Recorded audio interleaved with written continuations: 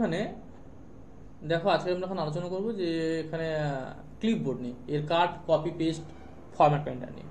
তো ক্লিপবোর্ড দেখো আমি এখানে লিখলাম 1 লিখলাম, নিচেতে আবার 2 লিখলাম, দুটো ধরে সিলেক্ট করলাম। এটা ক্লাস মধ্যে করানো আগে থেকে আছে, আমি 10 মতো নিয়ে নিলাম, ঠিক আছে।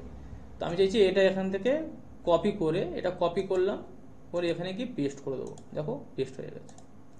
আমি চাইছি কাট করে, এটা কাট করে পেস্ট করতে, অর্থাৎ এটা অংশটা তুলে মুভ করতে চাইছি। তাহলে কী করবো, এখানে গিয়ে এটা কাট হলো, এটা কাট কন্ট্রোল এক্স, এখানে এখানে আসলাম, আবার দেখাচ্ছি, এখানে আসলাম, এটাকে কাট করলাম, এখানে সিলেক্ট করলাম, পেস্ট করতে পারলাম। দেখো এখান থেকে উঠে এখানে চলে এলো।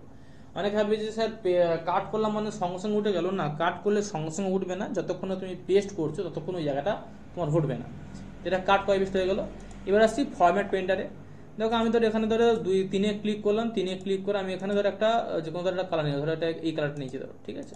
তো চাইছি এই কালারটা এখানেও হবে, এখানেও হবে, আমি যেখানে যেখানে নিতে চাইছি।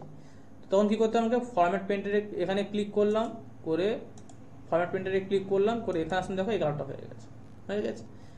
তারপর আমি যদি আবার 5-এ ক্লিক করতে চাই, কিন্তু হবে না। কেন হবে না? কারণ আমাকে আবার তাহলে এখানে ক্লিক করতে হবে, আবার করতে হবে।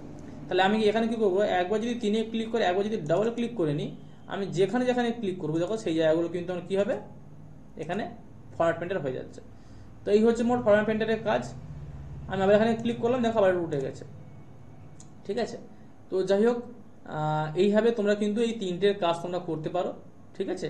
আবার এগুলো হটাতে গেলে তোমরা কি করতে হবে, কোনো অসুবিধা নেই। তোমাকে এগুলো হটাতে গেলে তোমাকে জাস্ট এটা প্রথমে এটা ডাবল ক্লিক করে আমি দেখলাম যে এটা পুরো সিলেক্ট করতে উঠে গেল, ঠিক আছে।